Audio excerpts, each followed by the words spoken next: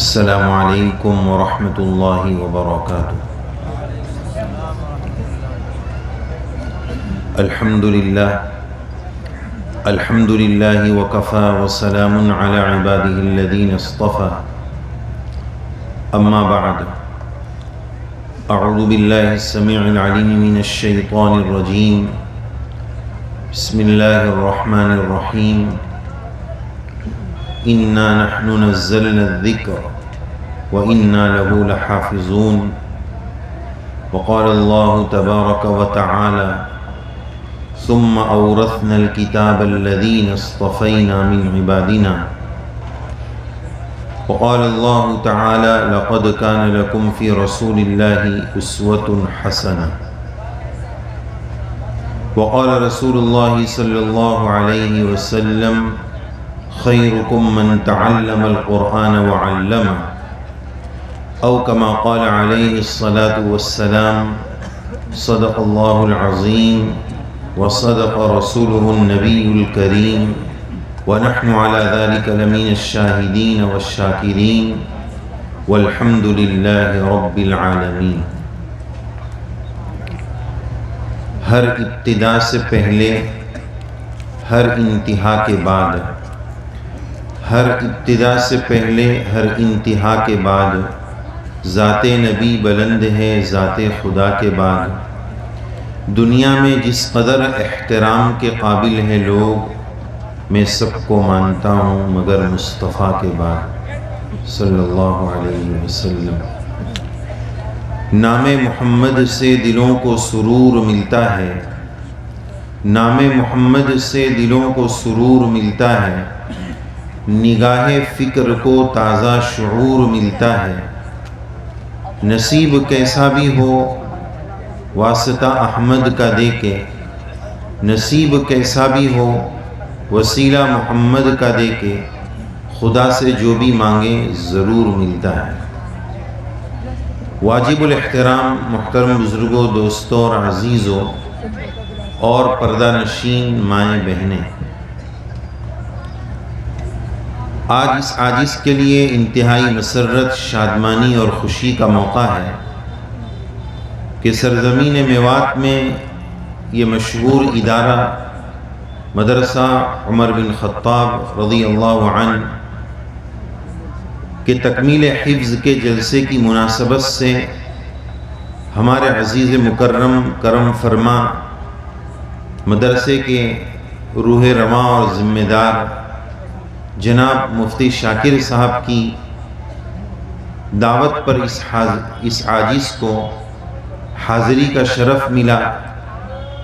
یہ بندہ سب سے پہلے رب کریم کا شکر گزار ہے کہ اس عظیم مجلس کا حصہ بننے کی سعادت اور توفیق ملی، اور پھر اس کے بعد ہمارے رفیق مکرم مفتی شاکر صاحب اور مدرسے کے ذمہ داران جنہوں نے اس عاجز کو اس قابل سمجھا کہ آپ کی اس مجلس اور اس جلسے کا حصہ بن سکے، تو یہ عاجز تمام ذمہ داران کا شکر گزار ہے، اور جتنے بچوں نے حفظ قرآن مجید کی تکمیل کی ہے، یہ عاجز دل کی اتاہ گہرائیوں سے ان کی خدمت میں مبارکبادی پیش کرتا ہے۔ ان کے اساتذہ کرام، ان کے والدین اور جنہوں نے بھی ان کی پڑھائی کے پیچھے دام درہم سخنے اپنی جو بھی صلاحیت ان بچوں کو حافظ بنانے میں لگائی ہے، اللہ تبارک و تعالیٰ سب کو بہترین بدلہ نصیب فرمائے، اور ہم ان بچوں کے لیے دعا گو ہیں کہ اللہ تبارک و تعالیٰ نے جس طرح ان کے سینوں کو الفاظ قرآنیہ، نظم قرآنی کے لیے قبول فرمایا ہے، اللہ تبارک و تعالی معانی قرآن اور عمل قرآن اور ابلاغ قرآن کے لیے بھی ان کو قبول فرمایا۔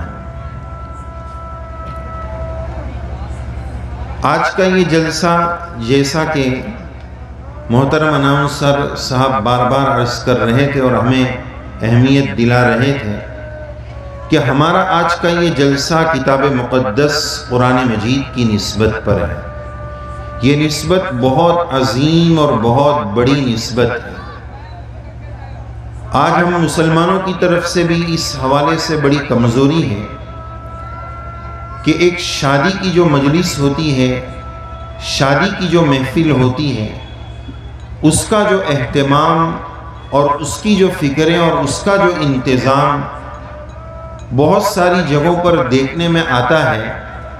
ایسے جلسوں میں جس کی نسبت کتاب مقدس کے ساتھ جڑی ہوئی ہے، اس میں ہمارا وہ اشتغال اور وہ اہتمام نظر نہیں آتا ہے۔ حالانکہ آپ یقین جانیے کہ صحیح معنوں میں کہا جا سکتا ہے کہ یہ مجلس اس نکاح والی مجلس سے اور ان شادیوں والی دوسری چیزوں سے بہت زیادہ اہمیت کے حامل ہے، اس لیے کہ اس کا تعلق براہ راست قرآن مجید اللہ کی کتاب سے۔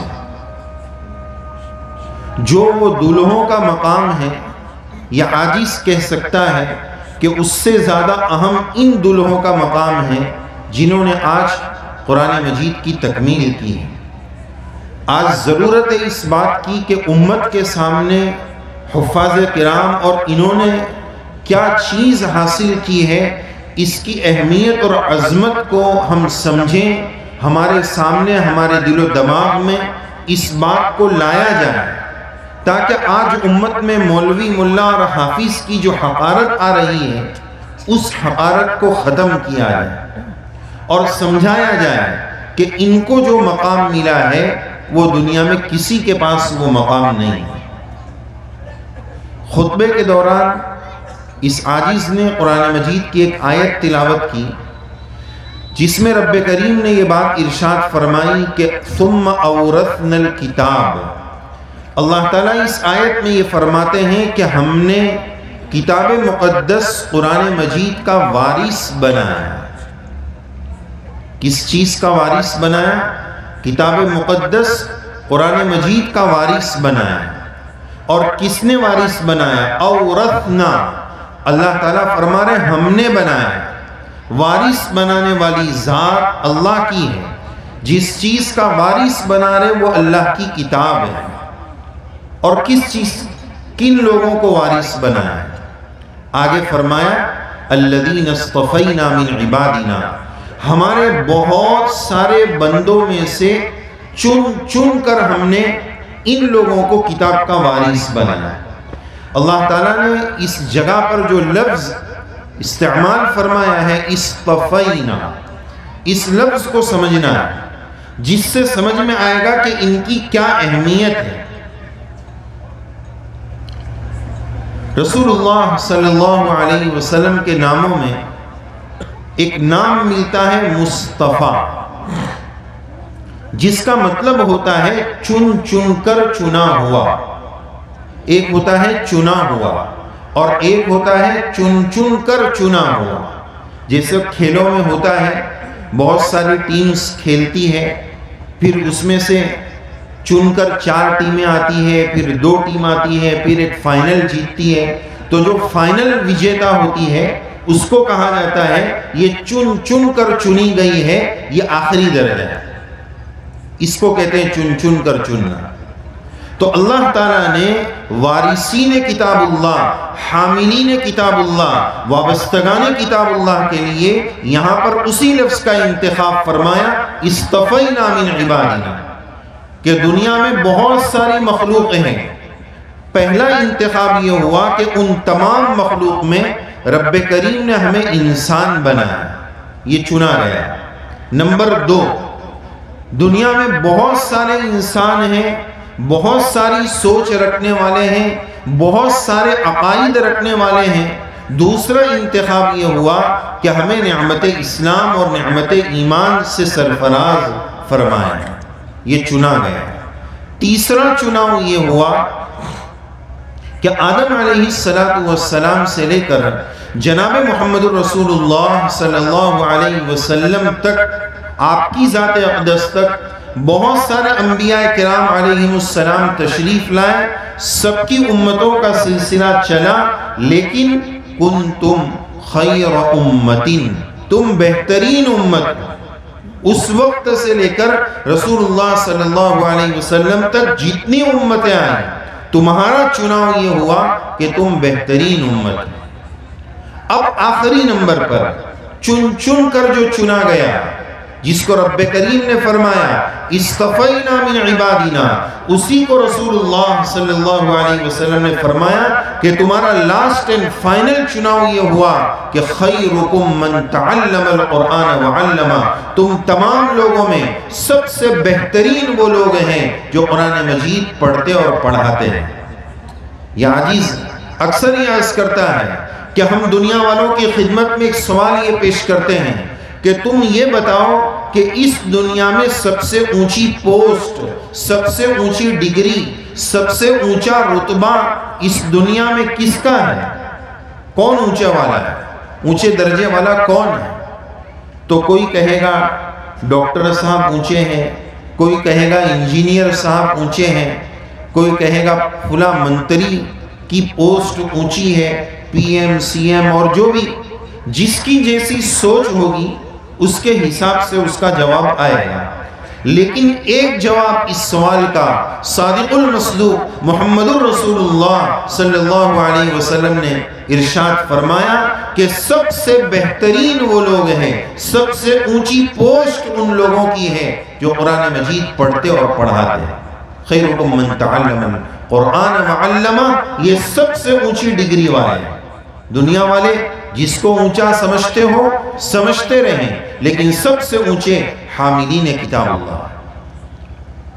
یہ عاجز معذرت کے ساتھ، اس لیے کہ اس میں ہمارے اکثر ساتھی ہم سے ملنے والے، ربط رکھنے والے پڑھانے میں مشغول ہیں، اس لیے ان کی خدمت میں بھی ایک دو بات عرض کرنی ہے۔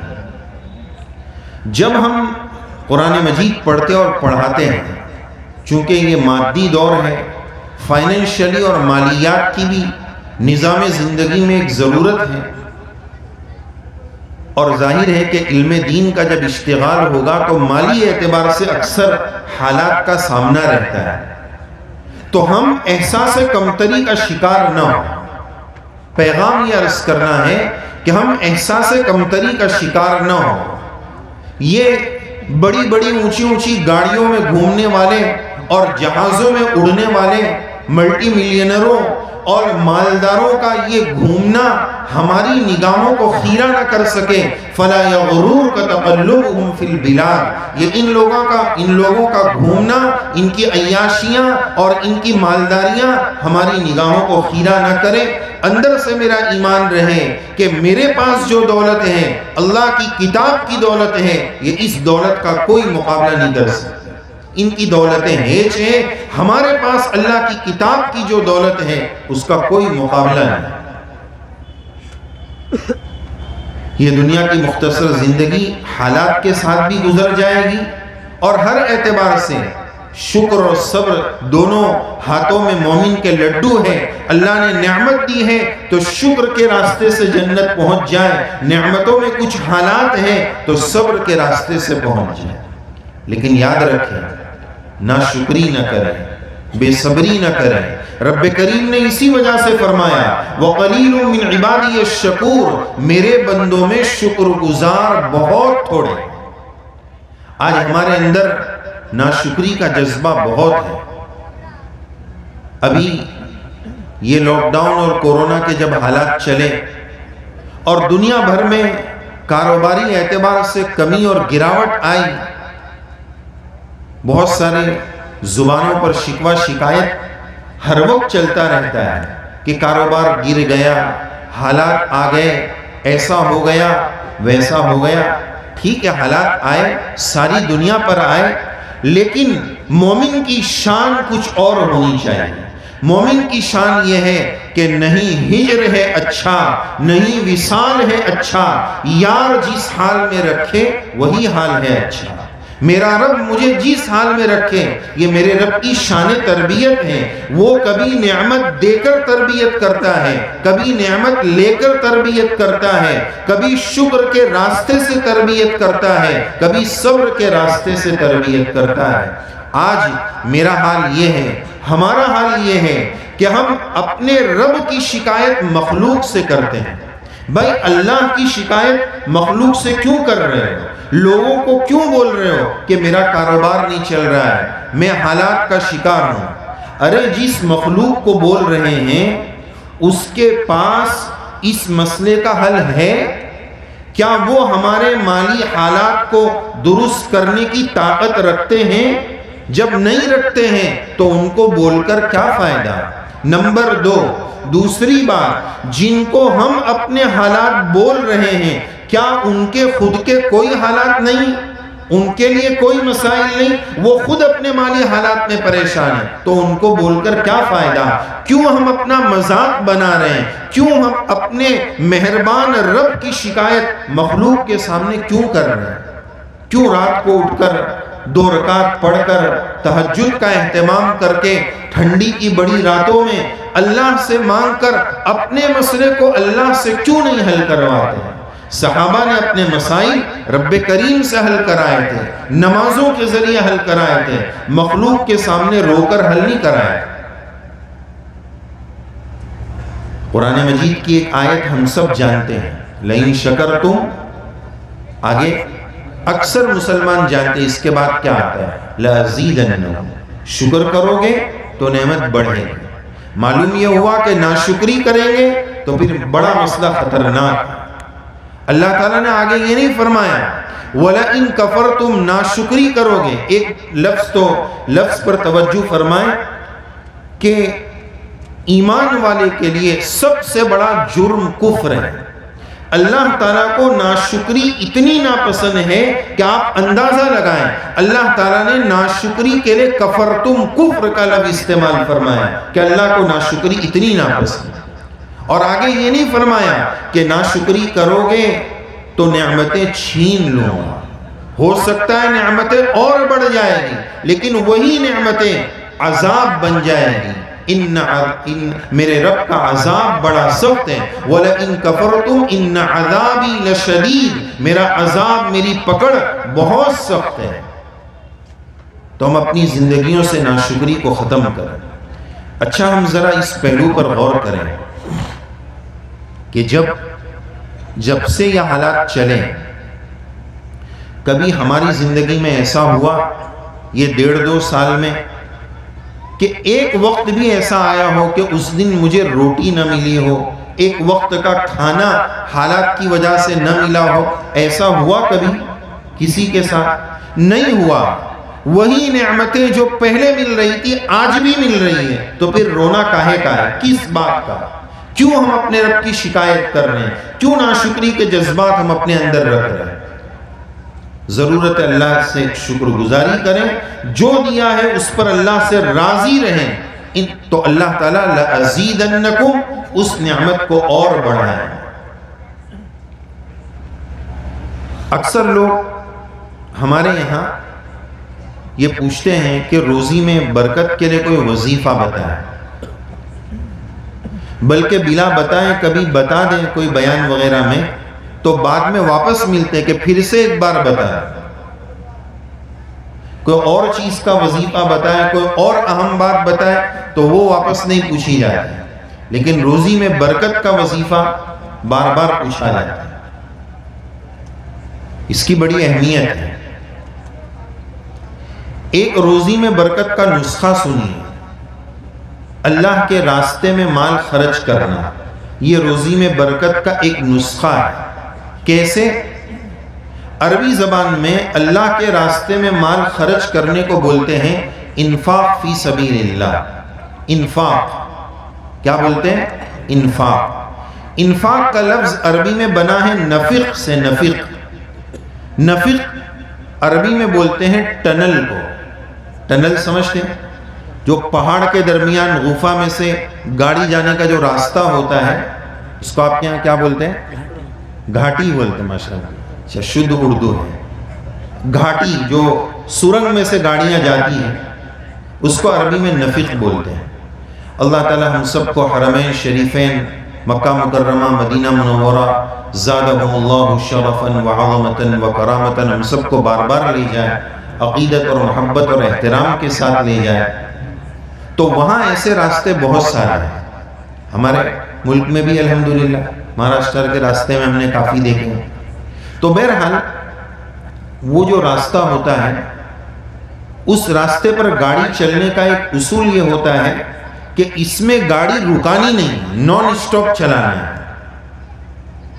اس لیے کہ اگر گاڑی رک جائے گی تو پیچھے جام ہو جائے گا، اس لیے گاڑی اس میں رکانی نہیں، اس لیے کہ اگلی گاڑی جائے گی تو پیچھے والی آگے آئے گی۔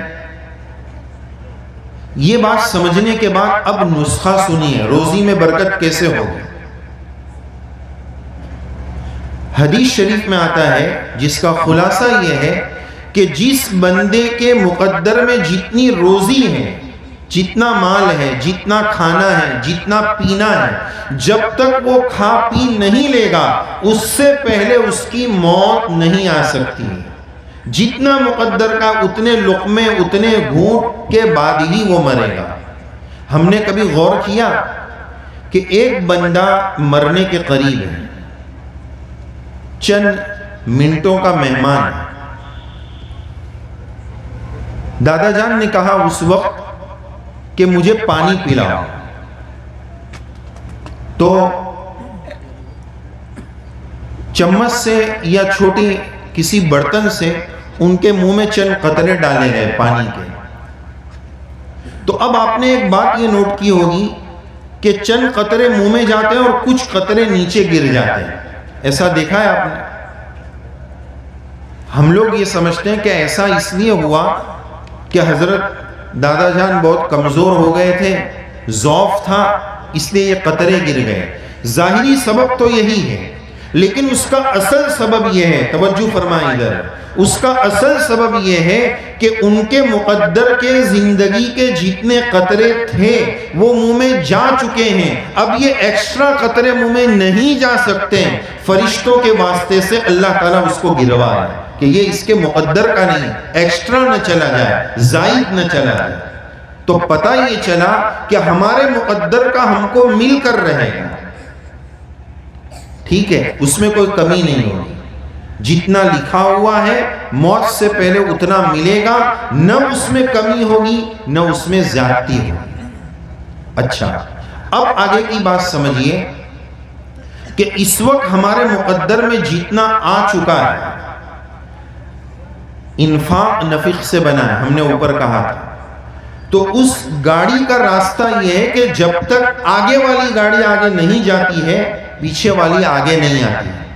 ہمارے مقدر کا جتنا پیچھے رکا ہوا ہے وہ آگے اس لیے نہیں آ رہا ہے کہ اس نفق اور ٹنل میں آگے والی گاڑی آگے نہیں جا رہی ہے، وہ ایک جگہ رکی ہوئی ہے، مال کی محبت میں اتنا غرق ہو چکا ہے کہ وہ مال جیب اور الماری اور بینک میں بھرا ہوا ہے، آیا ہوا مقدر کا آگے جائے گا نہیں تو رکا ہوا پیچھے مقدر کا آگے آئے گا کیسے؟ اس کو آگے لانا ہے تو جو آ چکا ہے اس کو اللہ کے راستے میں دو، مدرسوں میں دو، غریبوں کی مدد کرو، اللہ کے راستے میں اپنے مال کو لگاؤ، اپنی جان، اپنی یہ عاجز یہ عرض کرتا ہے کہ اللہ تعالیٰ نے ہمیں جو صلاحیت دی ہو، کسی کو مال دیا ہے تو وہ مال، علم دیا ہے تو علم، میری وہ صلاحیت دین پر لگ جائے، اللہ کے راستے میں لگ جائے، مدرسے میں لگ جائے، ہماری وہ صلاحیت جو اللہ نے ہمیں دی ہے وہ دین پر لگ جائے، یہ میری سعادت کی بات ہے۔ تو بات یہ عرض کی جا رہی تھی روزی میں برکت۔ ایک وظیفہ بھی سن لیں،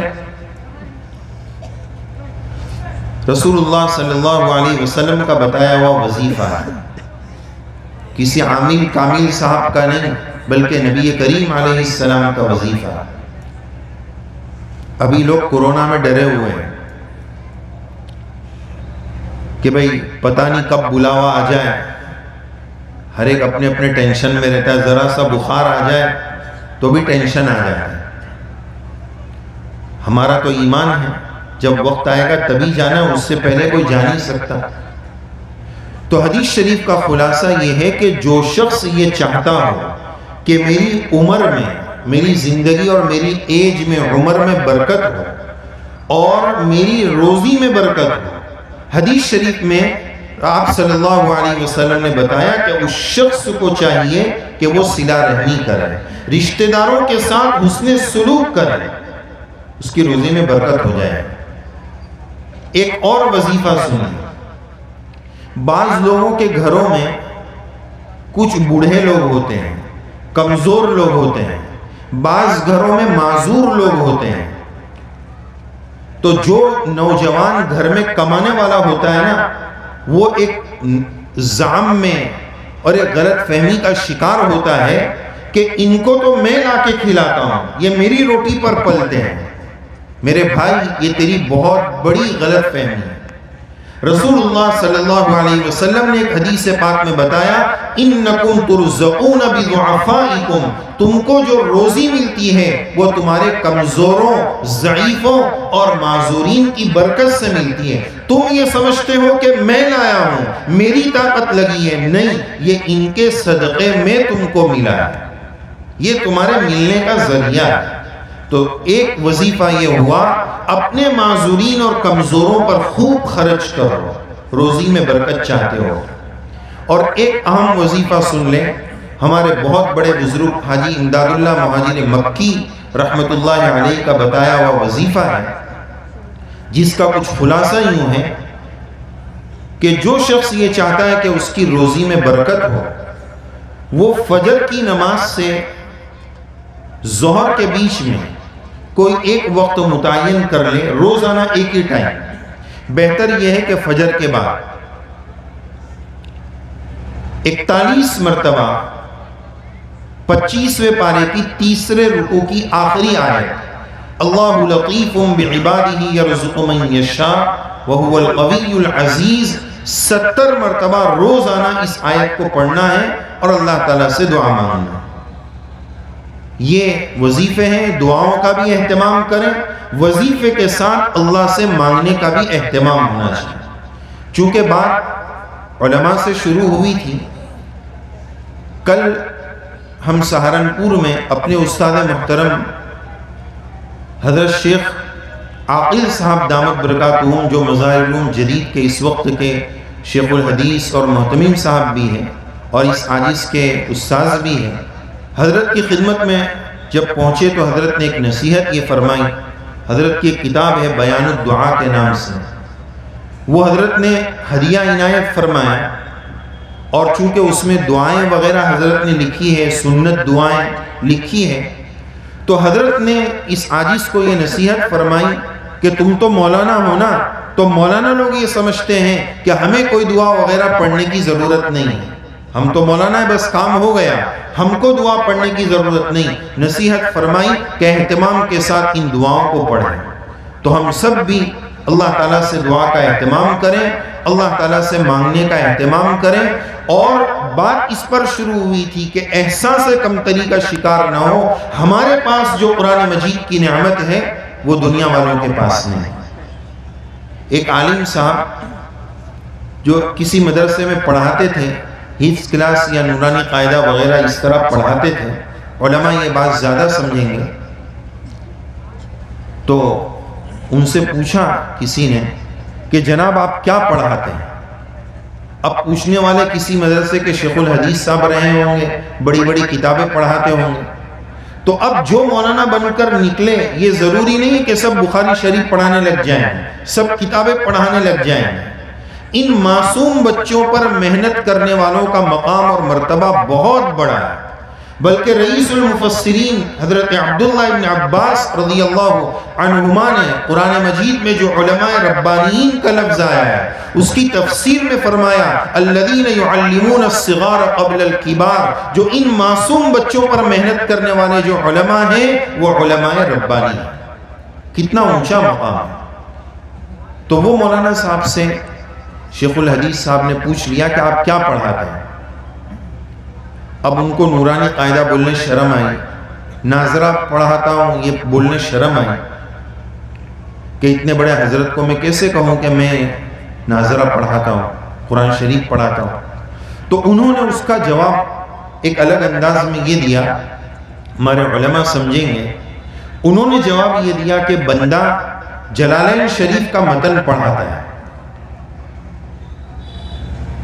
علماء سمجھیں گے کہ ایک اچھی تعبیر میں جواب دیا، لیکن یہ عاجز عرض کرے گا کہ نہیں، اس جملے میں قرآن شریف کی توہین اور انسلٹ چھپی ہوئی ہے۔ گویا آپ یہ کہنا چاہتے ہیں کہ جلالین کا درجہ اونچا ہے اور قرآن شریف کا درجہ اس کے نیچے ہے۔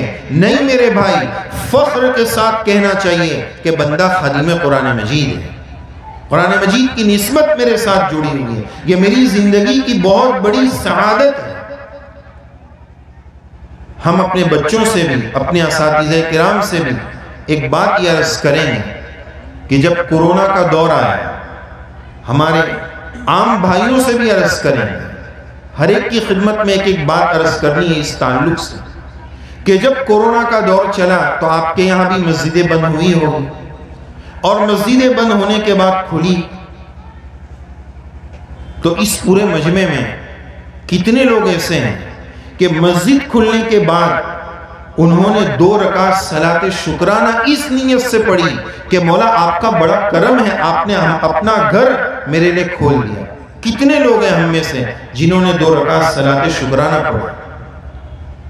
ارے مومن کے لیے مسجد بند ہو جائے یہ کتنی بڑی محرومی کی بات۔ حدیث شریف آپ نے سنی ہوگی کہ 7 لوگ کل قیامت میں ایسے ہوں گے جو عرش کے سائے میں ہوں گے، اس میں ایک بندہ وہ ہوگا جس کا دل ہر وقت مسجد میں اٹکا ہوا رہے، اس کا دل ہر وقت مسجد میں اٹکا۔ جب اس طرح مسجد بند ہو جائے تو وہ تو ماہی بے آب کی طرح ہو جانا چاہیے، مچھلی کو پانی سے نکال دے تو وہ تڑپ جاتی ہے، مومن کو مسجد سے دور کر دے تو وہ بے چین ہو جانا چاہیے۔ مسجد بند ہو گئی، اب ہم اللہ کے در پر اور اللہ کے گھر پر کیسے جائیں؟ اگر اس بات کا مجھے احساس ہوتا تو میں 2 رکعت صلاۃ شکرانہ ضرور پڑھتا۔ اور ہمارے ملک کے مسلمانوں پر ابھی تک حرمین شریفین کے دروازے بند ہیں۔ یہ عاجز اکثر عرض کر رہا ہے، اکثر جگہوں پر ہم نے عرض کیا کہ ماں باپ کے بچے سے ناراض ہونے کی آخری درجے کی علامت یہ ہے کہ تجھ سے اب ہم تنگ آ گئے ہیں، تیری شکل دیکھنا ہمیں گوارا نہیں ہے، گیٹ آؤٹ، تو ہمارے گھر سے نکل جا، تیری شکل ہمیں نہیں دیکھنی۔ کیا یہ اللہ تعالیٰ کے آخری درجے کی ناراضگی نہیں ہے کہ اس نے اپنا در، اپنا گھر اب تک ہمارے لیے بند رکھا ہے؟ یہ اللہ تعالیٰ کی بہت بڑی ناراضگی کی علامت ہے۔ ہم اللہ تعالیٰ سے مانگیں، ہم اپنی مستیوں میں مست ہیں، اپنی عیاشیوں میں مست ہیں۔ ہم میں سے کتنے لوگ ہیں جنہوں نے 2 رکعت صلاۃ شکرانہ اس نیت سے پڑھی؟ پیارے اللہ معاف کر دیجیے، ہم نے آپ کے گھر کو آباد نہیں کیا، ویران کیا، آپ نے اپنا در بند کر دیا، اپنی ناراضگی کو ختم کر دیجیے۔ ہم پڑھنے اور پڑھانے والوں سے بھی اسی تعلق سے ایک بات یہ عرض کریں گے کہ بعض مرتبہ چھٹی ہو جاتی ہے تو بچے تو خوش ہو جاتے ہیں کہ اچھا ہے چلو مدرسہ بند ہو گیا، چھٹی ہو گئی، لیکن میرے عزیز طلبہ، میرے عزیز دوستو، ہم ایک بات ذرا سوچیں نا کہ دنیا دار جس کی دکانیں بند تھی وہ بے چین تھے کہ کب دکان کھلے گی، کب کاروبار کھلیں گے، کب حالات صحیح ہوں گے، وہ بے چین تھے۔ میرے عزیز دوستو، کیا ان دنوں میں میرے دل میں یہ درد آیا کہ کب میرا مدرسہ کھلے گا، کب میرا مدرسہ کھلے گا، کب میرے بچے میرے پاس پڑھنے آئیں گے؟ جو اللہ کی کتاب کی خدمت کے ساتھ میں جڑا ہوا تھا وہ خدمت رک گئی ہے۔ یا اللہ، اس خدمت میں ہم نے کمزوری کی ہے، ہم نے اس میں کوتاہی کی ہے، یا اللہ معاف کر دیجیے۔ جیسے ایک کاروباری انسان کو درد ہوا کہ میرا کاروبار رک گیا، میری دکان بند ہو گئی، کیا ہم پڑھانے والوں کو یہ درد ہوا؟ نہیں ہوا، تو اس کا مطلب میری نیت میں بھی کمزوری ہے، ہمارے پاس ابھی وہ خلوص نہیں ہے جس خلوص کی دین کی خدمت کے لیے ضرورت ہے۔ تو بہرحال یہ پیغام تھا کہ ہم احساس کمتری کا شکار نہ ہو۔ اللہ تعالیٰ نے جو نعمت کتاب مقدس کی دی ہے اس پر ہم اللہ کا بہت شکر ادا کریں۔ ان بچوں کی خدمت میں بھی ہم مبارکبادی پیش کریں گے، ان کے اساتذہ کرام ماشاءاللہ یہ مفتی شاکر صاحب اتنی فکریں کرتے ہیں، اتنی محنت کرتے ہیں. آپ یقین جانیے ہم ان علماء کی جو قربانیاں، کچھ چیزیں تو ظاہر میں نظر آ جاتی ہیں، کچھ چیزیں سامنے دکھتی نہیں اور پیچھے کی محنت ہوتی ہے جو ہمیں نظر نہیں آتی. یہ بچے اسٹیج پر آئے، 30 پارے قرآن مجید مکمل کرنا کتنی بڑی بات ہے، یہ معمولی بات نہیں ہے. یہ ان محنت اور جفاکش استادوں کی محنت کا صدقہ ہے. انہوں نے جو محنتیں کی ہے وہ ادھر سامنے نہیں آئے، اصل تو ہمارے سامنے یہ بچے آئے. اللہ تعالیٰ ان بچوں کو بھی قبول فرمائے، ان کے اساتذہ کرام کو بھی قبول فرمائے اور ان کے والدین کو بھی قبول فرمائے. ہمارے یہاں شادی بیاہ میں، آپ کے یہاں بھی ہوتا ہوگا، لوگ کور اور پیسہ دیتے ہیں، ہدیہ دیتے ہیں. ماشاءاللہ آپ لوگوں نے بھی کچھ نہ کچھ دینے کی کوشش کی، لیکن اس سے دل خوش نہیں ہوا. یعنی بڑی کم مقدار میں. یہ دولہے تھے، ان کا حق تھا، اللہ کی یہ ان کا حق نہیں تھا، بلکہ یہ عاجز کہے گا اللہ کی کتاب کی محبت کا حق یہ تھا کہ ہم ان کی خدمت میں ہدیے پیش کرتے ہیں. تو ابھی بھی وقت گیا نہیں ہے. ہمارے مولانا عرفان صاحب نے ہمیں بھی ترغیب دی کہ بسم اللہ ہم کو کرنی ہے. تو اس گنہگار کے بھی ذہن میں آیا کہ اگر تجھے بولنا ہے تو پہلے تو عمل کر لے، تو انشاءاللہ پورا مجمع بھی کرے گا. تو کریں گے عمل. ابھی بات آئی نا اللہ کے راستے میں دو، دین کی خدمت میں دو، تو اللہ تعالی ہماری روزیوں میں برکت عطا فرمائے. تو بہرحال یہ مفتی شاکر صاحب کے تعلق سے عرض کر رہا تھا بندہ کہ آپ کی ملاقات کروانے کے لیے، اس عاجز کو یہاں بلانے کے لیے مفتی صاحب تقریباً 1.5 سال سے مجھے فون کر رہے ہیں، رابطے میں ہیں کہ آپ ہمارے پاس آئیں، یہاں پر ہماری بستی میں پہنچیں، اور مسلسل رابطے میں. تو کتنی فکر کی بات ہے. تو اللہ تعالیٰ ان کی فکروں کو بھی قبول فرمائے. آپ لوگ بھی بڑی محبت سے سن رہے ہیں، اللہ تعالیٰ آپ کی ان محبتوں کو بھی قبول فرمائے. دیکھو میرے بزرگوں، بات اگر مختصر سی بھی ہو جائے اور زندگی میں عمل زندہ ہو جائے تو وہ کامیاب ہے. 2 گھنٹے کا بیان ہو، جلسہ ہو، ادھر سے سن کر ادھر سے نکل جائے تو اس کا کوئی فائدہ نہیں. بچہ پیدا ہوتا ہے نا تو اسلام کا حکم کیا ہے؟ اذان، اقامت، اللہ کا نام دونوں طرف سے ہے. ایسا بھی تو ہو سکتا تھا نا کہ داہنی طرف کو فضیلت حاصل ہے تو اذان بھی ادھر ہی دے دو اور اقامت بھی ادھر ہی کر دو. یہ دونوں طرف سے کیوں کہا گیا؟ وجہ اس کی یہ ہے کہ اس بات کی ٹریننگ اور مشق کروانی ہے کہ یہ بندہ بعد میں جب بیان کی مجلس میں جاوے تو ادھر سے سن کے ادھر سے نکال نہیں دے، ادھر سے بھی اللہ اور اس کے رسول کا نام اندر اور ادھر سے بھی اللہ اور اس کے رسول کا نام اندر. باہر نہیں نکلنا ہے، اس کو اندر اتارنا ہے. اس لیے ایک کان میں اذان اور ایک کان میں اقامت، دونوں طرف سے اللہ اور اس کے رسول کا نام بچے کو پہلے دن سے دیا گیا. یہی ہمارے ایمان کا حصہ ہے. قرآن مجید کی ہم نے ایک آیت آپ کی خدمت میں تلاوت کی، اِنَّا نَحْنُ نَزَّلْنَا الذِّكْرَ. اللہ تعالیٰ فرماتے ہیں اس ذکر کو، قرآن مجید کو ہم ہی نے نازل کیا ہے. اور آگے فرمایا وَإِنَّا لَهُ لَحَافِظُونَ، اور ہم ہی اس کی حفاظت کرنے والے ہیں. ان حافظ بچوں کا کیا مقام ہے، اس کا اندازہ آپ اس بات سے لگائیں کہ تفسیر کی ایک بہت عظیم الشان کتاب ہے جس کا نام ہے روح المعانی. صاحب روح المعانی علامہ آلوسی نے ایک بات یہ لکھی ہے وَإِنَّا لَهُ لَحَافِظُونَ فِي قُلُوبِ أَوْلِيَاءِ الْمُؤْمِنِينَ. اس سے ان حافظ کی اہمیت، حفاظ کی اہمیت کا اندازہ لگاؤ کہ ہم ہی اس کتاب کی حفاظت کریں گے. کہاں؟ اپنے ولی کے دلوں میں. یعنی یہ اللہ کے ولی ہیں.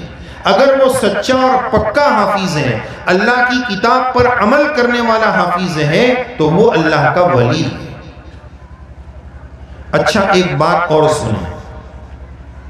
مفتی صاحب لیٹ تو نہیں ہو رہا؟ اچھا آپ لوگ تھک تو نہیں رہے؟ اچھا تھک جائیں تو بتا دینا، اس سے پہلے میں تھک جاؤں انشاءاللہ.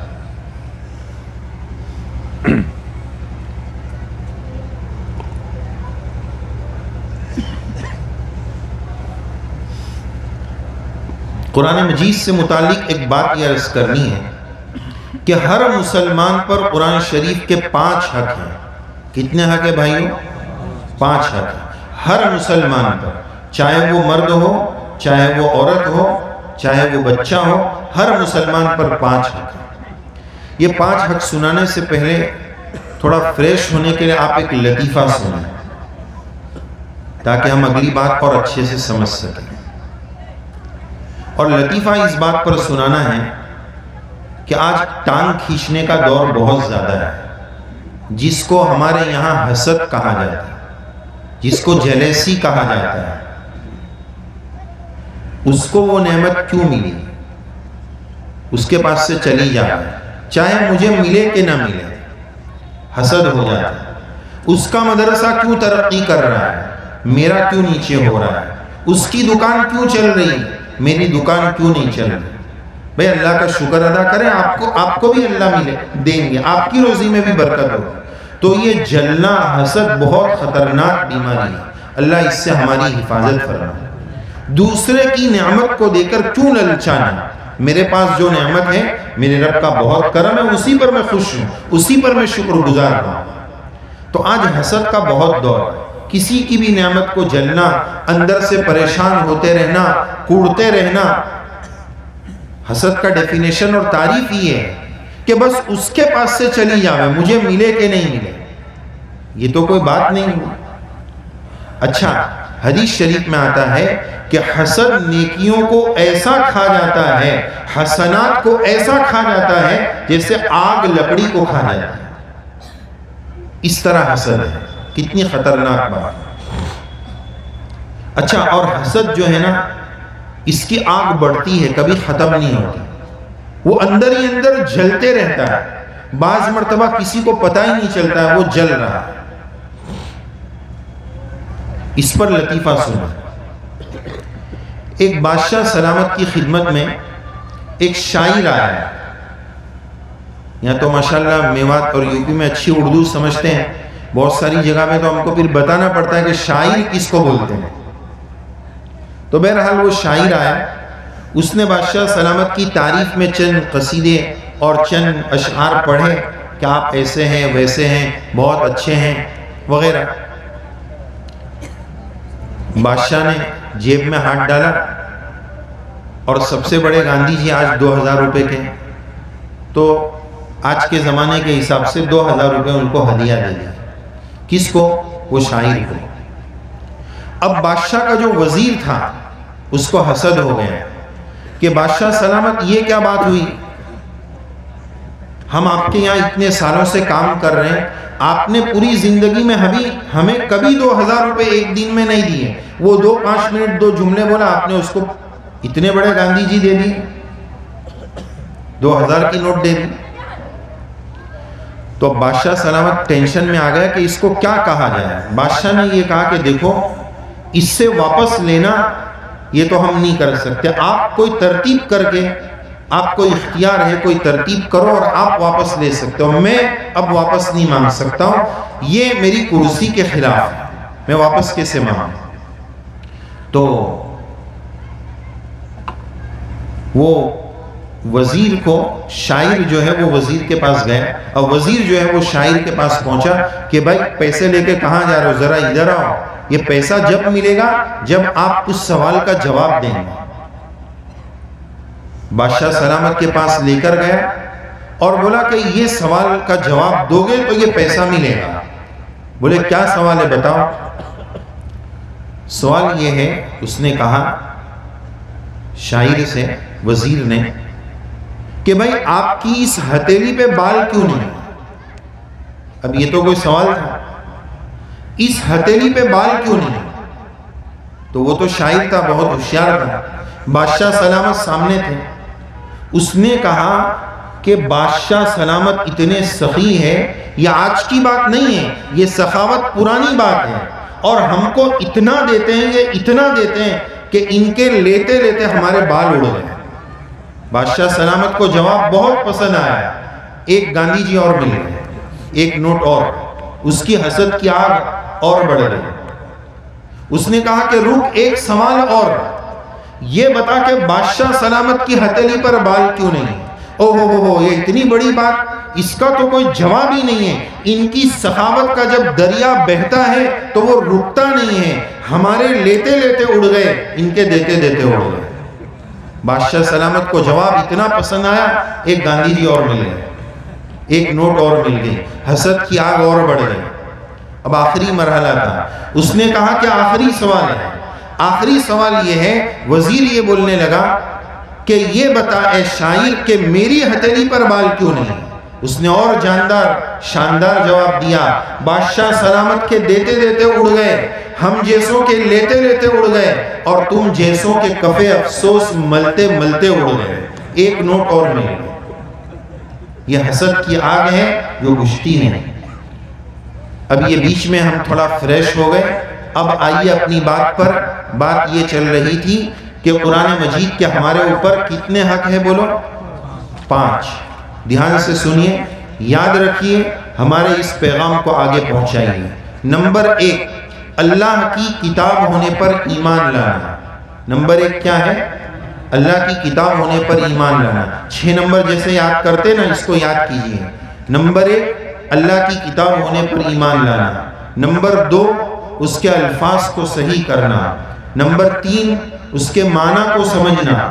نمبر 4، اس پر عمل کرنا۔ نمبر 5، اس کو سمجھ کر امت تک اس پیغام قرآنی کو آگے پہنچانا۔ یہ 5 حق ہر مسلمان پر۔ اب اس کا تھوڑا سا خلاصہ سمجھ لیں۔ پہلی بات کیا ہوئی؟ اللہ کی کتاب ہونے پر ایمان لانا۔ یعنی یہ کوئی معمولی بات نہیں ہے، اللہ کی کتاب ہونے پر ایمان لانا۔ بعض روایات میں یہ لفظ ملتا ہے کہ قرآن مجید کی شان یہ ہے کہ ما خرج منہ، یہ وہ کلام ہے جو اللہ کی ذات سے نکلا ہوا۔ دوسری آسمانی کتابوں کے بارے میں یہ کہا جاتا ہے، مشہور یہ ہے کہ وہ صرف کتاب اللہ ہے، اور قرآن مجید کتاب اللہ بھی ہے اور کلام اللہ بھی ہے۔ یہ اس کی اضافی شان ہے۔ آج کے موبائل کے دور میں اس کو سمجھنا آسان ہے۔ جیسے واٹس ایپ پر میسج کرتے ہیں، آپ کے یہاں کرتے ہیں؟ اچھا ماشاءاللہ، میں سمجھا یہاں سب اللہ والے لوگ ہوں گے، ہم جیسے نہیں ہوں گے۔ اچھا، تو اس میں میسج میں نا ایک تو ہوتا ہے لکھ کر میسج کرتے ہیں، ٹیکسٹ میسج یا ٹائپ میسج۔ تو کبھی کبھار بچے لوگ کیا کرتے ہیں، ابا کے نمبر پر میسج کرتے ہیں امی کے فون سے کہ آج اتنی چاکلیٹ لانا، اتنے انڈے لانا، اور جو جو منگانا وہ امی کے نام سے امی کے فون پر لکھ کر منگاتے ہیں، اور ابا سمجھ لیں کہ بیگم منگا رہی ہے تو وہ لے کے آ جاتے ہیں۔ ہوم منسٹر کا حکم آیا ہے، اس کی مخالفت تو فرعون نہ کر سکا، تو ہم کیا کریں گے؟ تو ابا لے کے آیا، فون ہے امی کا، حرکت کیا بچے نے۔ ٹیکسٹ میسج میں گڑبڑی ہو سکتی ہے، لیکن وائس میسج ابا فوراً پکڑ لیں گے کہ یہ تو ببلو کی آواز ہے، ببلو کے اماں کی آواز نہیں لگ رہی ہے، فوراً پکڑ میں آ جائے گا کہ یہ تو ببلو اور بابو بول رہا ہے۔ سمجھ میں آ رہی ہے بات؟ تو پتہ یہ چلا کلام کی اہمیت کتاب کے مقابلے میں زیادہ ہے۔ قرآن مجید کتاب اللہ بھی ہے، کلام اللہ بھی ہے، اللہ کی ذات سے نکلا ہوا کلام۔ اس لیے جب ہم قرآن مجید پڑھیں، پہلے تو پڑھنے کا اہتمام کریں، تلاوت کا اہتمام کریں، یہ بھی اس کا ایک حق ہے۔ تو اس تصور کے ساتھ کہ اللہ کا کلام میں پڑھ رہا ہوں، دیکھو کسی مجلس میں کوئی شاعر آئے ہوئے ہیں، ان کا کلام ہمارا کوئی بچہ پڑھ رہا ہو، اگر وہ غلط پڑھے گا، اچھے انداز میں نہیں پڑھے گا، تو شاعر صاحب کو تکلیف ہوگی کہ میرے کلام کی کیا گد بنائی، کیسے پڑھ رہا ہے، ان کو اچھا نہیں لگے گا۔ تو اللہ کا کلام اللہ کا بندہ غلط پڑھے گا تو اللہ کو بھی تکلیف ہوگی، ناراضگی ہوگی۔ تو اس لیے عظمت کے ساتھ، احترام کے ساتھ، کہ یہ ناپاک زبان اس قابل نہیں تھی کہ وہ کلام جو رب کا کلام ہے وہ یہ زبان پڑھے، یہ اس کی اوقات نہیں تھی، یہ تو میرے رب کا کرم ہے کہ اس نے مجھے یہ توفیق دے دی کہ چل پڑھ لے، سعادت حاصل کر لے، یہ اس کا کرم ہے۔ تو اللہ کی کتاب ہونے پر ایمان لانا۔ نمبر 2، الفاظ، تلفظ، مخارج صحیح پڑھنا، اس کا اچار صحیح کرنا جو مدرسے میں پڑھایا جاتا ہے، ناظرہ دیکھ کر پڑھنا، حفظ منہ پر پڑھنا، اور تجوید و قرات اس کے انداز کو صحیح کرنا، الفاظ قرآنی کی 3 محنتیں مدرسے میں ہوتی ہیں، اور معانی قرآنی کے عالم، مفتی صاحب، جتنے صاحب ہیں آگے والے، وہ سب معانی قرآنی کی محنت ہے۔ الفاظ قرآنی کی محنت مدارس و مکاتب میں 3 طرح کی ہوتی ہے، ناظرہ، حفظ اور تجوید۔ تو دیکھو عربی زبان بہت نازک ہے، ذرا سا اچار اور تلفظ بدلے گا، میننگ چینج ہو جائے گا، معنی بدل جائے گا۔ عربی زبان میں دل کے لئے لفظ آتا ہے قلب، قرآن شریف میں یہ لفظ آیا ہے ان فی ذالک لذکر لمن کان لہ قلب، یہ لفظ آیا ہے، اس کے معنی ہے دل۔ اور عربی زبان میں کتے کو بولا جاتا ہے کلب، چھوٹی کاف سے، فمثلہ کمثل الکلب۔ اب اگر ہم صحیح نہیں پڑھیں گے اور قاف کو کاف پڑھ دیں گے تو دل کتا بن جائے گا، کتا دل بن جائے گا، بات بدل جائے گی، معنی بدل جائے گا، ادھر سے ادھر مطلب ہو جائے گا، یہاں تک کہ نماز فاسد ہو جائے گی۔ تو دوسری بات کیا ہو گئی؟ اللہ کی کتاب ہونے پر ایمان لانا۔ تیسری بات عالم صاحب بن کر اس کے معنی کو سمجھنا۔ یہاں پر ایک اہم بات عرض کرنی ہے ہمارے علماء کی خدمت میں بطور خاص، کہ ہمارے مدارس میں جو بچے عالمیت مکمل کرتے ہیں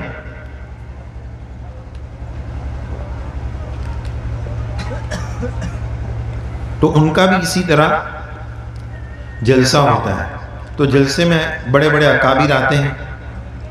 اکثر جلسوں میں اس عاجز نے تقریباً کئی اکابر سے یہ نصیحت سنی ہے کہ بچوں اپنے آپ کو فارغ مت سمجھو، ان کو فارغ مت بولو، یہ دستار فضیلت اعجاز کی چیز ہے، لیکن اس کا نقصان نہ ہو جائے، یہ عزت اوور ڈوز نہ ہو جائے کہ یہ زیادہ اس کا کوئی ریئیکشن نہ ہو جائے، اس کا خیال رکھیں۔ تو وہ بولتے ہیں کہ فارغ مت بولو، بھائی ابھی تو کام شروع ہوا ہے۔ تو وہ تو عالم ہونے کے بعد آپ کو امت میں دین کی خدمت کرنا ہے۔ فارغ کا مطلب تو کیا ہوا کہ بھائی کام کاج ہو گیا، جاؤ جا کے بیٹھ جاؤ، آرام کرو۔ نہیں، ابھی فارغ نہیں، ابھی تو کام کا وقت شروع ہوا ہے۔ تو اسی طرح حافظ بچوں میں بھی اب یہ بات شروع ہو گئی، اس لیے ان کو فارغ نہ بولا جائے، اور عملی اعتبار سے ان بچوں کی ایسی ترتیب بنائی جائے، ورنہ اکثر یہ سوچا جاتا ہے کہ چلو فارغ بھی بول دیے۔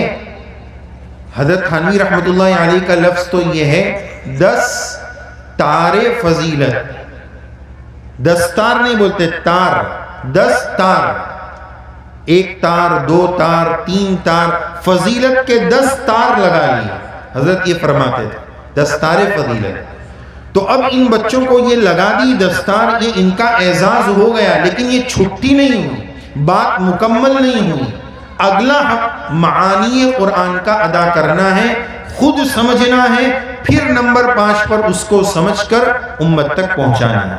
تو ہمارے ان بچوں کی خدمت میں 2 نصیحتیں ہیں۔ ایک نصیحت یہ عرض کرنی ہے کہ آپ نے اپنے سینے میں اللہ کے کلام کو محفوظ کر لیا ہے، آج اس مبارک مجلس میں نیت کرو کہ مرتے دم تک اس کو ہم اپنے دل میں محفوظ رکھیں گے بچوں۔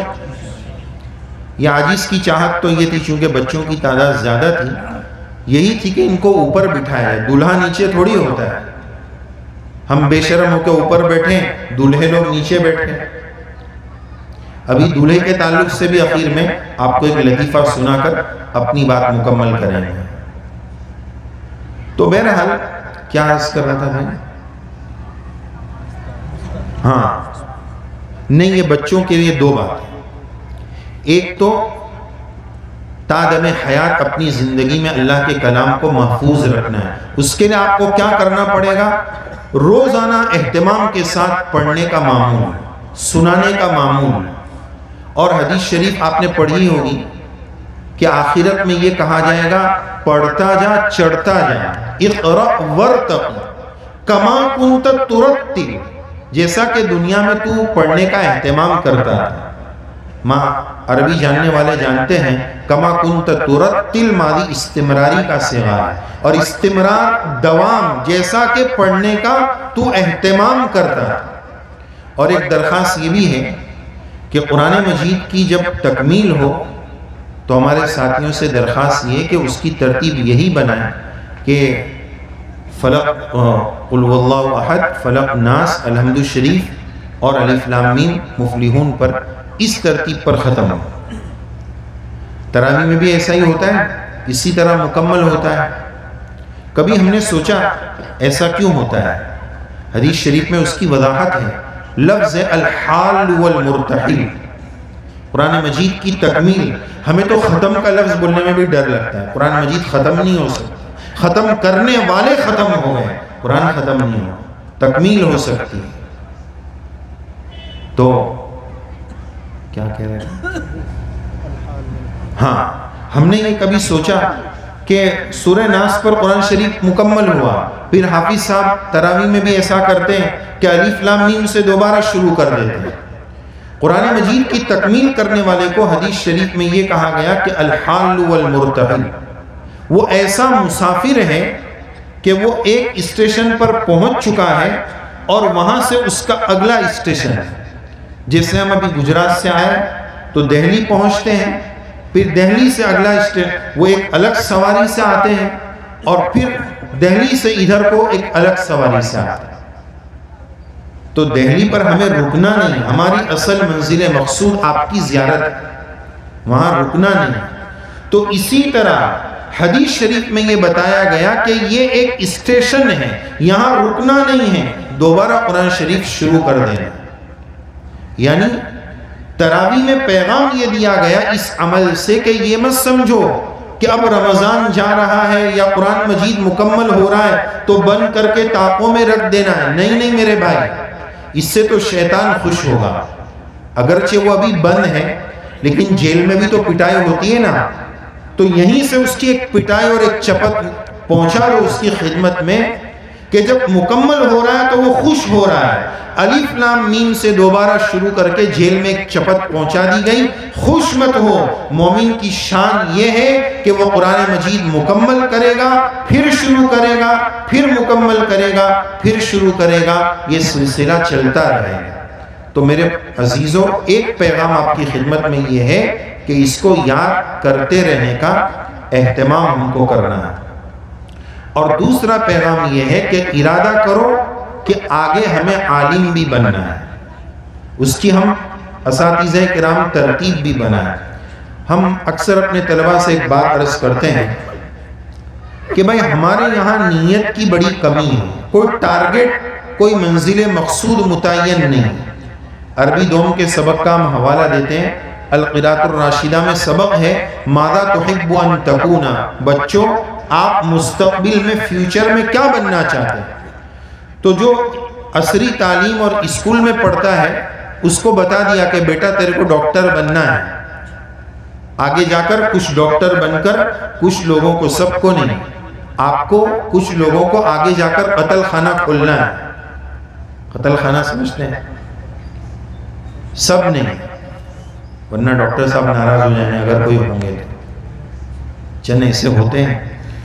تو اس کو پتا ہے کہ مجھے ڈاکٹر بننا ہے، تو وہ پڑھائی اسی کے حساب سے کرتا ہے، محنت اسی کے حساب سے کرتا ہے۔ ہمارے بچے مشکات میں بھی آ گئے، 1-2 سال فارغ ہونے میں باقی ہے، بیٹا آگے کیا کرنا ہے؟ بولے ابھی کچھ سوچا نہیں ہے کیا کرنا ہے۔ جب کوئی منزل مقصود ہی متعین نہیں تو کہاں جا رہا ہے؟ ایک آدمی چلا جا رہا ہے، بھائی آپ کہاں جا رہے ہو، کیوں جا رہے ہو؟ بولے پتہ نہیں، ابھی سوچتا ہوں آگے جا کے، ابھی تو چل رہا ہوں، کہیں ٹھوکر لگے تو وہاں سوچوں گا کہ یہاں ٹھوکر کیوں لگے۔ ایسی بات نہیں، تم اپنے بچوں کا بھی ذہن بنائیں، یہ استاذ کی ذمہ داری ہے کہ وہ بچوں کا ذہن بنائیں۔ اسی طرح ایک آخری پیغام بچوں کے ماں باپ کے تعلق سے، بچے کو اگر ہم دیندار بنانا چاہتے ہیں تو پہلے ماں باپ کو دیندار بننا پڑے گا۔ ہم اکثر یہ بات عرض کر رہے ہیں کہ آج کل کے بچے ماں باپ کی وجہ سے زیادہ بگڑ رہے ہیں. ماں باپ نماز نہ پڑھیں اور یہ سمجھے کہ بچہ نمازی بن جائے، یہ نہیں ہوگا. پہلے ماں باپ کو نمازی بننا پڑے گا. اور سب سے زیادہ اہم کردار ماں کا ہے. ماں کی گود بچے کا پہلا مدرسہ ہے. ماں کی زندگی میں نماز کا اہتمام، تعلیم و تربیت کا اہتمام ہوگا تو اس کے اثرات بچے پر منتقل ہوں. بچہ مدرسے میں جا رہا ہے، بچے کو دعا یاد ہو گئی کہ بیٹا کھانے سے پہلے کی دعا ہے بسم اللہ و برکت اللہ، اور کھانے کے بعد کی دعا ہے الحمدللہ الذی اطعمنا وسقانا وجعلنا مسلمین. یہ مولانا نے بچے کو یاد کرا دیا. یاد کاہے کو کرائی ہے؟ کیوں یاد کرائی ہے؟ جب کھانے کا وقت آئے گا تو پڑھنے کے لیے، بتانے کے لیے نہیں کہ ہاں یاد ہو. بہت معذرت کے ساتھ ایک بات عرض کروں گا، بہت ساری اسکولوں میں ماں باپ کو اسکول والے بیوقوف بناتے ہیں. تمہارا بچہ تو بہت دیندار ہو گیا، اس کو ہم نے اسلامک سلیبس اور نصاب پڑھا دیا. کیا پڑھایا؟ 20 دعا یاد ہو گئی. کھانے کے پہلے کی، کھانے کے بعد کی، متنے کے پہلے کی، بات کی، یہ وہ 20 دعا اس کو یاد کر دی. اب کوئی آیا تو بیٹا دعا سناؤ، فرفر سنا دی. تو بیچارے امی ابا تو پڑھے لکھے ہیں نہیں، وہ سمجھتے ہیں کہ اسکول میں میرا بچہ ملا بن گیا. 20 دعائیں یاد کر دی تو سمجھتے ہیں کہ شیخ الحدث بن گیا. ارے یہ بیوقوف بنا رہے ہیں. ضرورت ہے اس بات کی کہ آج ہمارے بچوں کے ایمان کی حفاظت، بچوں کے ایمان کی حفاظت آج کے دور کا سب سے نازک ترین مسئلہ ہے، اور اس حفاظت کی جگہ یہ مدرسے. ہم اس کا اہتمام کریں، اپنے بچوں کو زیادہ سے زیادہ ان مدرسوں میں داخل کریں، بچوں کی صحیح تربیت کریں. تو بات یہ عرض کی جا رہی تھی کہ یہ دعا صرف یاد کر لینے کے لیے نہیں ہے. کھانا کھانے میرا بچہ جب بیٹھے گا اس وقت عمل میں لانے کے لیے. وہ عمل میں کون لائے گا؟ وہ بچے کے عمل میں کون لائے گا؟ بولیے. مدرسے کے استاد کو کھانے پہ دعوت تو نہیں دے سکتے ہم لوگ کہ تم گھر پہ آ کے بچے کو دعا عملی اور پریکٹیکلی پڑھاؤ. ماں باپ کی ذمہ داری ہے. بیٹے کو 10 دعا یاد ہے، امی ابا کو معلوم ہونا چاہیے. اب معلوم ہے تو عمل کے وقت ماں باپ کی ذمہ داری ہے کہ میرا بچہ کھانے کے وقت ان دعا کا اہتمام کرے. تو کریں گے ہم ان باتوں کی فکر. وقت زیادہ ہو رہا ہے، ہمیں نماز بھی پڑھنی ہے اور آپ کے جلسے کا بھی وقت مکمل ہونے جا رہا ہے. بس اللہ تعالیٰ سے دعا ہے اللہ تعالیٰ ان بچوں کے سینوں کو قبول فرمائے. الفاظ قرآنیہ کے ساتھ معانی قرآنیہ کے لیے بھی اللہ تعالیٰ ان کے سینوں کو قبول فرمائے. ہم سب کو اللہ تعالیٰ عاشق قرآن، حامل قرآن، داعی قرآن، ناشر قرآن بنائے اور قرآن مجید کو ہم سب کے دلوں کی بہار بنائے. ایسی ہم دعا کرتے ہیں. اور ایک لطیفے کا وعدہ تھا، اسی پر ہم اپنی بات کو مکمل کریں گے. اور اس لطیفے سے بھی ہم ایک پیغام یہ دینا چاہتے ہیں کہ ایک بہت بڑا گناہ یہ ہے احسان کر کے احسان جتانا. احسان جتانا. حدیث شریف میں آتا ہے کہ 3 لوگ ایسے ہوں گے اللہ تعالیٰ کل قیامت میں ان سے بات بھی نہیں کریں گے، رحمت کی نظر بھی نہیں ڈالیں گے. اس میں ایک بندہ وہ ہوگا جو احسان کر کے احسان جتاتا ہوگا. جس کی طبیعت میں احسان جتانا ہوتا ہے وہ الگ الگ عنوان سے احسان جتاتا ہے. اس پر یہ لطیفہ ہے. ہمارے بہت سارے ساتھیوں نے شیروانی پہنی ہے اور دلہے کا بھی ذکر آیا تھا، اسی مناسبت سے یہ لطیفہ ہے. ایک غریب ساتھی کی شادی تھی، اس کا ایک امیر دوست تھا، اس کے پاس بہت ساری شیروانی تھی. تو اس غریب دوست نے یہ کہا کہ بھائی میری شادی ہے، آپ کی شیروانی مجھے عاریتاً پہننے کے لیے ملے گی؟ شادی کے بعد دے دوں گا. اس نے بولا کیوں نہیں ملے گی، آپ میرے دوست ہیں. اس نے اپنی شیروانی دے دی. اب جب شیروانی دینے والا ہے تو اس کے پاس کتنی شیروانی ہوگی؟ وہ بھی شاندار شیروانی شادی میں پہن کر آیا. دوست تھا تو دونوں بازو میں بیٹھ گئے. اب آنے والا مجمع وہ دونوں کو پوچھتا تھا کہ تم دونوں میں دلہا کون ہے؟ دونوں نے شاندار شیروانی پہنی ہے. تو دونوں میں دولہا کون ہے؟ تو دولہے میاں بولنے لگے دولہا تو میں ہوں لیکن دولہا تو یہ ہے لیکن شیروانی اس کی ہے، دولہا تو میں ہوں لیکن شیروانی اس کی ہے۔ تو وہ ناراض ہوگا کہ بھئی تیرے کو شیروانی کا پوچھا ہے، دولہا کون ہے جتنا پوچھا ہے اتنا بول، لیکن اس کی طبیعت میں احسان جتانا۔ تو کیا بولا؟ دولہا تو یہ ہے لیکن شیروانی میری ہے۔ دوسرا بندہ آیا، تم لوگ دونوں میں دولہا کون ہے؟ تو پھر اس نے جواب دیا کہ دولہا تو یہ ہے لیکن شیروانی میری نہیں ہے۔ پھر تو شیروانی بولا۔ تیسرا بندہ آیا، تم دونوں میں دولہا کون ہے؟ تو پھر وہ بولا دولہا تو یہ ہے لیکن شیروانی نہ میری ہے نہ اس کی ہے۔ پھر شیروانی بولا، یعنی وہ احسان جتانے کے لیے شیروانی شیروانی بار بار لا رہا۔ پھر چوتھا بندہ آیا، تم دونوں میں دولہا کون ہے؟ تو بولا دولہا تو یہ ہے لیکن شیروانی کے بارے میں اب کچھ نہیں بولوں گا، یعنی پھر بھی شیروانی واپس سے بول دیا۔ تو پیغام یہ ملا کہیں نہ کہیں سے گھما کے احسان جتاتا ہے۔ اللہ تعالیٰ اس بیماری سے، اس گناہ سے اور تمام گناہوں سے ہماری حفاظت فرمائے۔ اللہ تعالیٰ اس بستی کو خوب قبول فرمائے، اس مدرسے کو خوب قبول فرمائے۔ جن بچوں نے مکمل کیا اللہ تعالیٰ ان کو بھی قبول فرمائے، ان کے والدین کو بھی قبول فرمائے۔ ایک مرتبہ ایک بات یہ یاد آ رہی ہے، یہ حفظ کے جلسے میں ہم کوکن گئے تھے، وہاں بچے حافظ ہوئے تھے۔ تو وہاں کے مدرسے میں ایک بات یہ دیکھی جو بڑی اچھی لگی کہ انہوں نے بچوں کا اکرام تو کیا۔ اکرام کا یہ مطلب نہیں سوکھا سوکھا اکرام نہیں، گیلا اکرام، سمجھتے نا گیلا اکرام۔ آج بچے بھی آج کل بہت ہوشیار ہو گئے، بیٹا تو اچھا پڑھ، بہت اچھا پڑھ، میں تیرے کو کچھ دوں گا۔ بچہ ہوشیار ہے، وہ بولے گا ابا پہلے بتاؤ کیا دو گے، چھوڑے گا نہیں بیٹا میں تیرے کو کچھ دوں گا، نہیں پہلے بتاؤ کیا دو گا۔ تو ابا بولتے بیٹا شاباش دوں گا، رکھو تمہاری شاباش تمہارے جیب میں۔ شاباش سے کیا ہوگا؟ یہ روکھا اکرام نہیں، گیلا اکرام بولے گا۔ بیٹا موبائل دلاؤں گا، ہاں یہ ابا کی۔ تو روکھا سوکھا اکرام نہیں، گیلا اکرام ہے۔ وہ پگڑی باندھ دیے، ٹھیک ہے، وہ تھوڑی دیر میں وہ ابھی نکل بھی گئی، صحیح باندھ بھی نہیں پایا بیچارہ۔ تو اب ان کا گیلا اکرام سب کریں گے، ہے نا؟ کون کون کرے گا گیلا اکرام؟ ارے یار ہاتھ اٹھاؤ، یہ تھوڑی کہا جا رہا ہے 1-1 لاکھ روپیہ سب کو دینا ہے، اپنے اپنے حساب سے دینا ہے، اللہ نے جتنا دیا اتنا دینا ہے۔ تو بہرحال وہاں یہ بات دیکھنے میں آئی مولانا کہ ان بچوں کے والدین امی ابا بھی جلسے میں آئے، تو جیسے بچوں کو کچھ نہ کچھ ہدیہ دیا گیا تو ان کے امی ابا کی خدمت میں بھی ہدیہ دیا گیا۔ تو وہاں سے وہ حدیث شریف ذہن میں آئی کہ حافظ البس والدہ تاجا یوم القیامہ، کہ ان حافظ بچوں کے ماں باپ کو کل قیامت میں ایسا تاج پہنایا جائے گا جو سورج سے بھی زیادہ چمکدار ہوگا۔ تو گویا وہ حدیث پر عمل ہوا کہ ان کا بھی اکرام اور ان کے ماں باپ کا بھی اکرام۔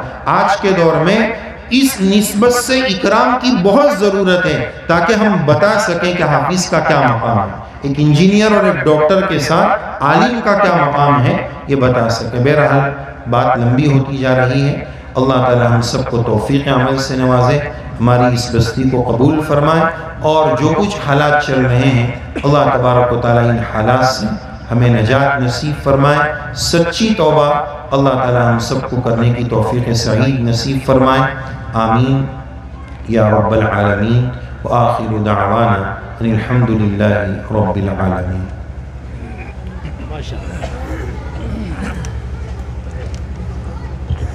ماشاءاللہ۔